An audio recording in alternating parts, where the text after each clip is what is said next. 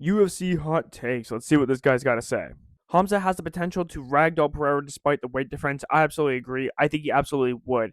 It's not just a difference in size that's the biggest deal in the world. I think people need to understand the technique of Hamzat Chimaev and how effective of a wrestler he actually is. Like, I don't think that Pereira would be able to deal with the pressure and the pace that Hamzat Chimaev would probably put on him. But here's the thing.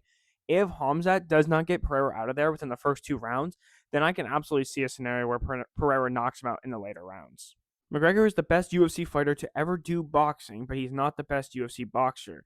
Yeah, I could see that. The only reason why you would say that, or anybody would, is because he fought Floyd Mayweather. No other UFC fighter has went and fought a GOAT in the sport of boxing. Barboza is the best Muay Thai fighter to ever step foot in the UFC.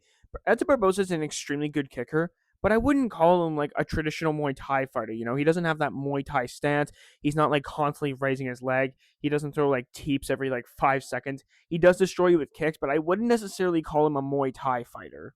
Cyril Gahn won't beat Tom Aspinall in the first fight, but he'll win in the rematch.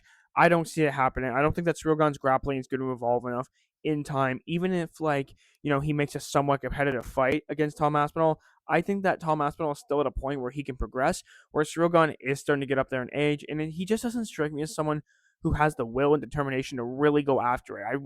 I just think he lacks heart sometimes. If Islam never got the submission, he would have won the fight 48-47. Yeah, he would have won if he didn't lose. I mean, it's tough to say. I think two judges had it 38-38 going to the fifth round. If maybe it was one of them, at least one of them had it 38-38. But regardless, I don't really think it matters too much. If you think Ian Gary's a bad fighter, you're an absolute casual and should never watch the UFC again. Well, I think that's a bit extreme. I think everyone gets their takes wrong sometimes, but like saying they should never watch the UFC again is a bit crazy. But people would only say that because they don't like Ian Gary as a person. They don't necessarily dislike the way that he fights. As much as I hate to say it, Arman will never be the champion. I'm wondering why you think that. Is that just because you think that Ilya Taporia beats him? If so, fair enough. I also think Ilya would beat him. And I guess if Islam comes back down to 155, the winner of that fight is probably going to beat Arman Saryukian. Nothing against Arman. I just think that Ilya and Islam would both beat Arman.